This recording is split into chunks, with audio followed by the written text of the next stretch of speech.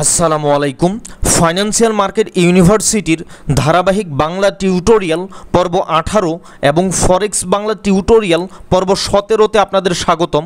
আজকে আমি আলোচনা করব ট্রেইলিং স্টপ কি, ট্রেইলিং স্টপ কিভাবে কাজ করে এবং আপনারা কিভাবে কেন একটি ট্রেডে ট্রেইলিং স্টপ ব্যবহার করবেন, একই সাথে একটি ওপেন বা রানিং ট্রেডের লট সাইজ কিভাবে ছোট করবেন বা কমিয়ে নিয়ে আসবেন, এই বিষয়ে বিস্তারিত আলোচনা করব।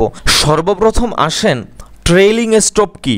মনে রাখবেন, ট্রেইলিং স্টপ হচ্ছে এক ধরনের বিশেষ অর্ডার যা প্রাইস ফ্লাকচুয়েশন বা প্রাইসের ওঠানামার উপর নির্ভর করে স্টপ লস অটো মুভ করে। আমি যদি আরেকটু সহজভাবে বলি, আপনি একটি ট্রেডে যত পিপস ট্রেইলিং স্টপ ব্যবহার করবেন, ওই ট্রেডটি তত পিপস প্রফিটে যাওয়ার সাথে সাথে আপনার স্টপ লসটি অটো ট্রেইল করা শুরু করবে।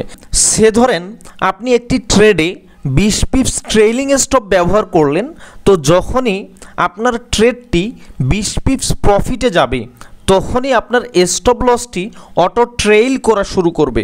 এরপরে যতক্ষণ পর্যন্ত মার্কেট প্রাইস আপনার ট্রেডের পক্ষে মুভ করবে ততক্ষণ পর্যন্ত স্টপ লস মার্কেট প্রাইস থেকে 20 পিপস গ্যাপ রেখে মার্কেট প্রাইসের দিকেই মুভ করতে থাকবে।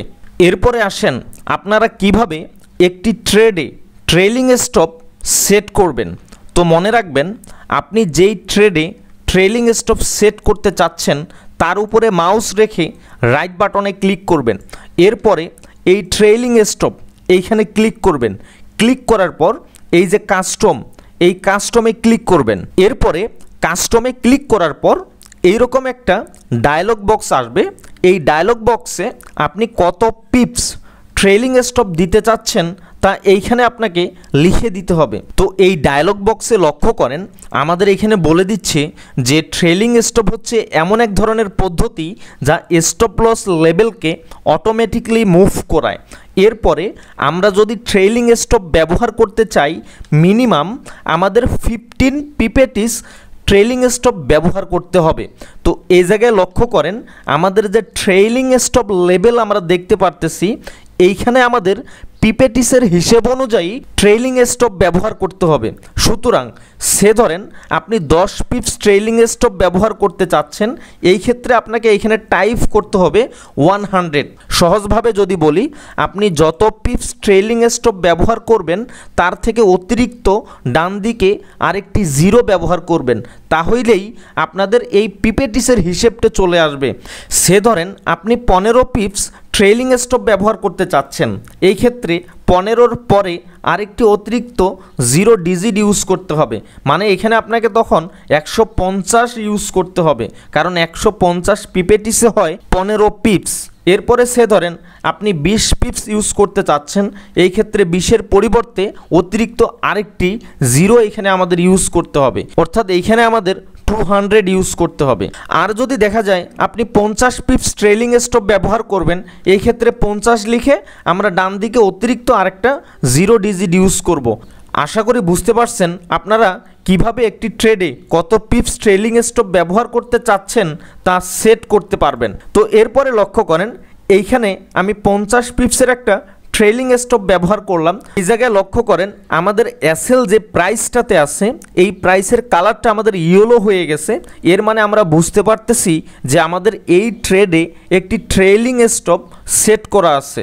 এরপরে আপনারা আরেকটা ওয়েতে ট্রেইলিং স্টপ সেট করতে পারেন।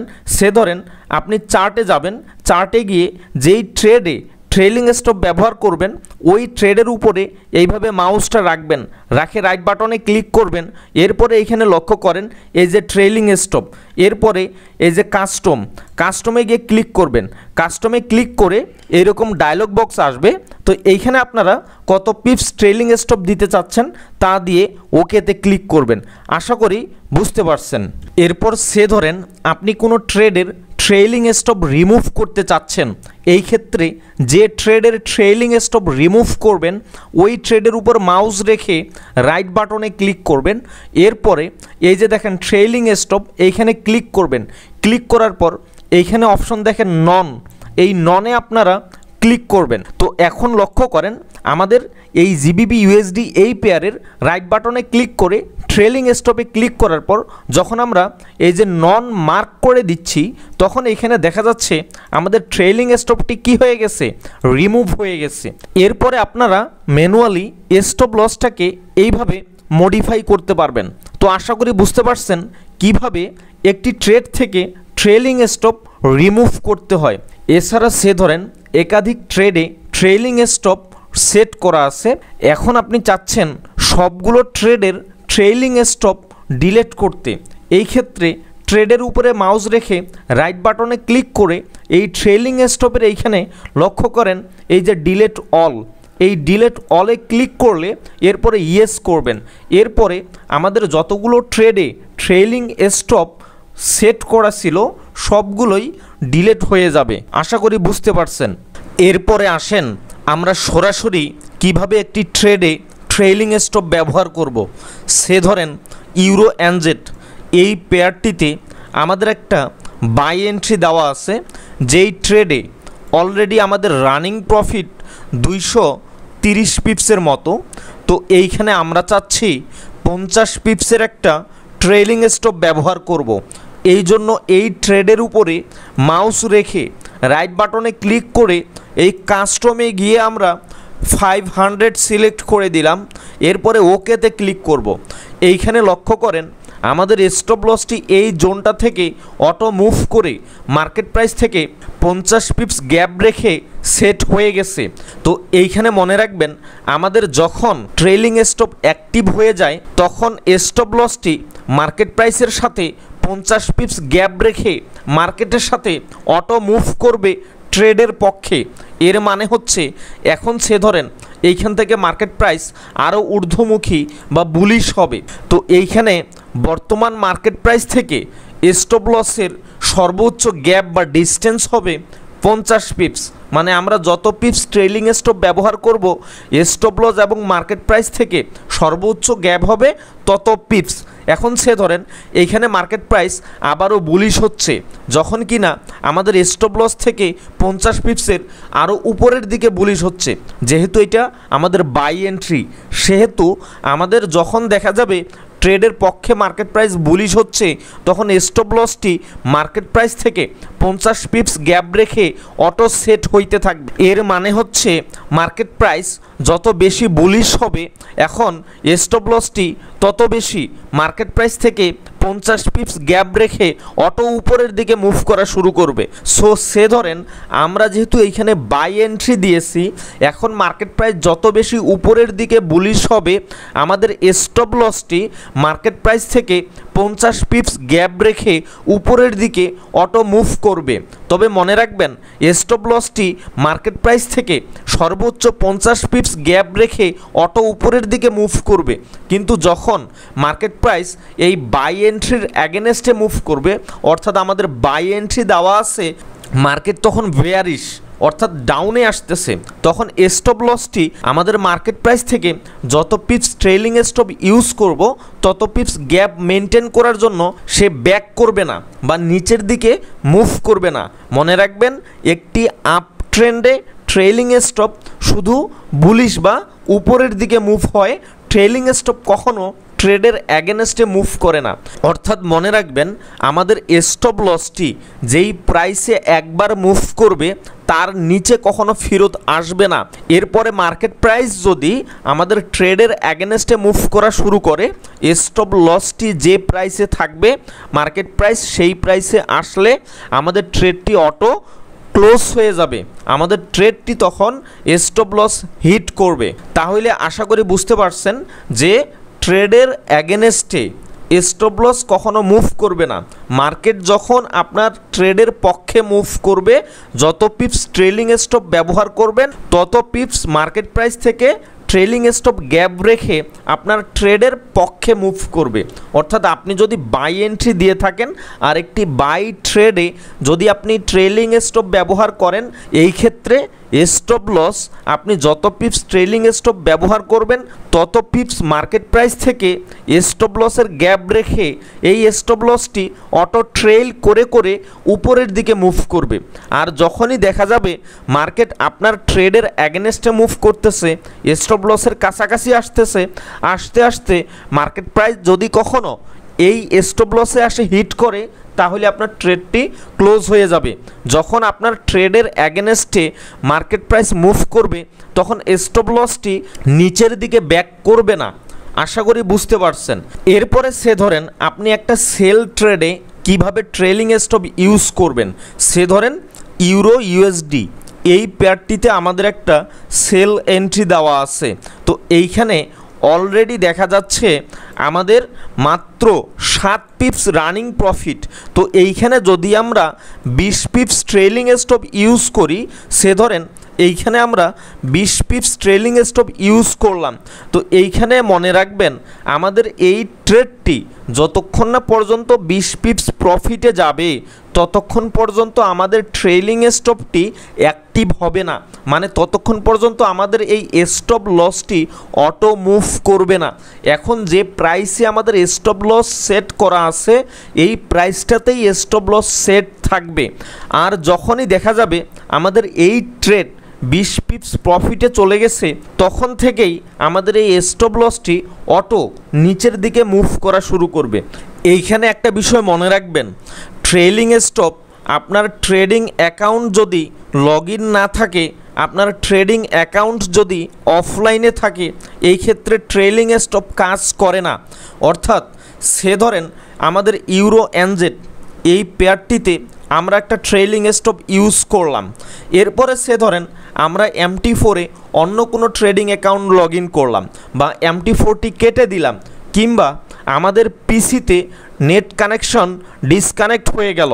এই মুহূর্তে যখনই আমাদের এই ট্রেডিং অ্যাকাউন্টটি অফলাইনে থাকবে তখন আর এই ট্রেলিং স্টপ কাজ করবে না।